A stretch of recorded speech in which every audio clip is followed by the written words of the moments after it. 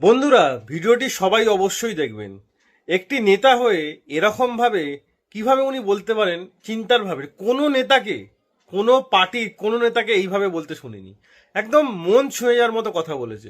সবাই ভিডিওটি অবশ্যই দেখুন। যে ভোট আসছে, যাকে ইচ্ছা ভোট দেবেন। যদি ভালো না লাগে তার জন্য নোটা বলে একটা সিস্টেম আছে, একটা বোতাম আছে, যে এই কটা প্রার্থীর ভালো লাগে না, আমি নোটাকে দিলাম, ঠিক আছে দেবেন। কিন্তু একটা অনুরোধ আপনাদের কাছে, দিনের শেষে প্রতিবেশী, এটা মাথায় রেখে রাজনীতি করবেন বা ভোটাভুটিতে অংশগ্রহণ করবেন, বা যারা হিংসা করতে বলে সেটা থেকে দূরে থাকবে। এই এলাকায় একটা হিংসা হলো, হিংসায় ক্ষতিগ্রস্ত কারা হবে? নওশাদ সিদ্দিকী হবে কি আমার সাথে? মমতা ব্যানার্জি হবে? শুভেন্দু অধিকারী হবে? কেউ হবে না। শুভেন্দু অধিকারী যদি এখানে আসে 3 ঘন্টা টাইম লাগবে, মমতা ব্যানার্জি যদি আসতে চাই 2 ঘন্টা টাইম লাগবে, নওশাদ সিদ্দিকী যদি আসতে চাই 1.5 ঘন্টা টাইম লাগবে। ততক্ষণ যার ক্ষতি হওয়ার হয়ে যাবে। এসে কি বলবে মিডিয়ার সামনে? এটা উচিত হয়নি, একদম নয়, ছেড়ে কথা বলবো না, এর বাইরে আর কিছু বলবে?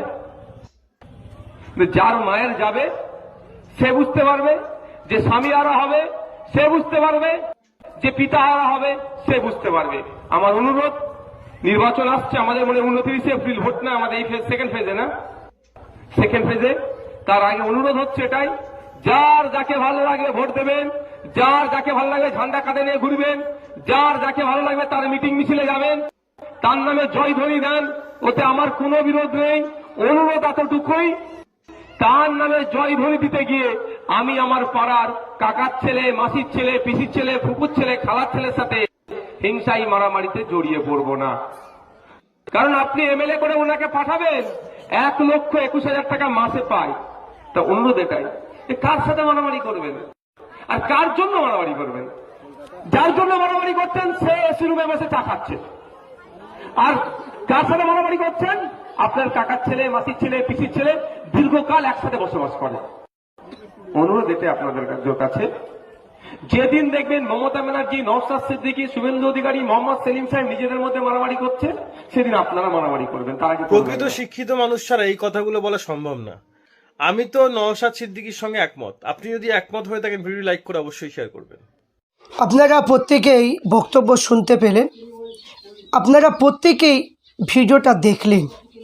আমি প্রত্যেককে বলবো যে ভিডিওটা বেশি শেয়ার, লাইক করুন এবং সাবস্ক্রাইব করুন, যারা পীরজাদা নওশাদ সিদ্দিকী ভাইজানকে সাপোর্ট করেন।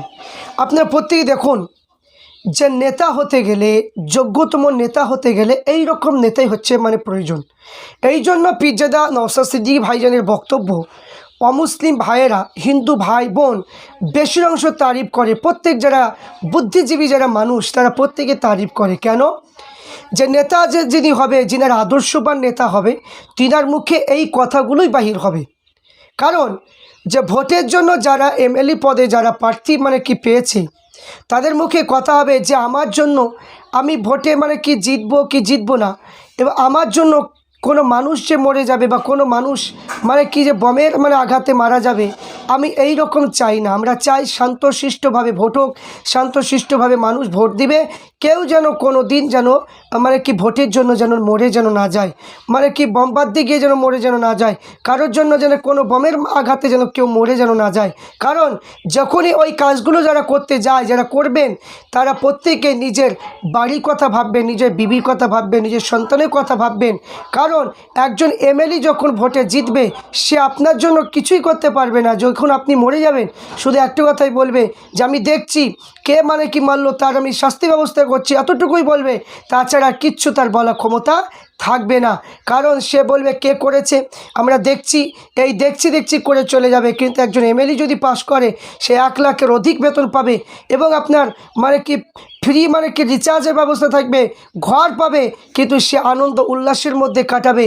কিন্তু আপনার জানটা যখন চলে যাবে, ওই কোনো এমএলএ, কোনো এমপি আপনার ওই জানটা ফিরিয়ে দিতে পারবে না। আপনার বিবি বাল বাচ্চা কে দেখবে? আপনার বাড়ির পরিবারের কি দায়ী কে নেবে? এই জন্য পীরজাদা নওশাদ সিদ্দিকী ভাইজান বললেন যে কোনো মানুষ যেন আক্রান্ত যেন না হয়, কোনো মানুষ যেন মরে যেন না যায়। আমি মানে কি ভোটে জিতলেও কাজ করবো, ভোটে না জিতলেও কাজ করব। আমি চাই না যে আমি ওই রকম রাজনীতি করতে চাই না যে আমার জন্য কোনো মানুষের মরণ হোক। আমি এই রাজনীতি করতে চাই না আমার জন্য কোনো মানুষকে হত্যা হতে হবে, এই রকম রাজনীতি মানে কি চাই না। তো এই রকম কথা বলার মতো নেতা আপনি কটা পাবেন বলুন? একটা নেতাকেও পাবেন না। কারণ প্রত্যেকটা নেতা চায় যে আমাকে যা করে হোক, জোর করে মরে গেলেও আমাকে মানে কি জিতাতেই হবে, আমি এমএলএ হব, আমি লুটে পুটে খাবো, এইরকম মানে কি অনেকে ঘোষণা করে। কিন্তু পিজ্জাদা নওশাদ সিদ্দিকী ভাইজানের মতো এই রকম নেতা আপনারা কাউকে পাবেন না, এই রকম নেতা আপনারা কোথাও খুঁজে পাবেন না। তাই এই জন্য আপনারা মানে কি দেখুন যে সত্যিকার নেতা বলতে গেলে একজনই নেতা আছে, তিনি হলেন পিজ্জাদা নওশাদ সিদ্দিকী ভাইজান। তিনি সবসময় উমারে ফারুক রাদিয়াল্লাহু তাআলা আনহুর নীতি অনুযায়ী চলার চেষ্টা করেন। তাই অনেকে আক্রমণ করে যে তিনি কোনো কাজ করেনি, তিনি কোনো কিছু করেনি, তিনি মানে কি কোনো কিছু করতে পারে না। তো আমি বলবো যে পিজ্জাদা নওশাদ সিদ্দিকী ভাইজান যে কোনো কাজের জন্য হলে, যে কোনো দরকার হলে তিনি পার্লামেন্টে কথা তুলে ধরে, পার্লামেন্টে মানে তুলে ধরে, আর মানে পার্লামেন্টে পাশ হয়ে সেই কাজগুলো অন্যজনা করে, অন্যজনের নাম হয়ে যায়, পিজ্জাদা নওশাদ সিদ্দিকী ভাইজানের নাম হয় না।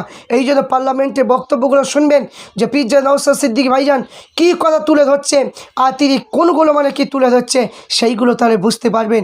আপনারা বলুন, যারা সাধারণ মানুষ যারা ভিডিও দেখছেন, যারা মানে কমেন্ট বক্সে লিখছেন, আপনারা প্রত্যেকে একবার বুকে হাত দিয়ে বলুন যে এই রকম পিজ্জাদা নওশাদ সিদ্দিকী ভাইজান যে কথাগুলো বলেছে, কোন নেতা বলে, কয়টা নেতা এরকম কথা বলে? আপনারা বলুন, একটা নেতাও বলে না।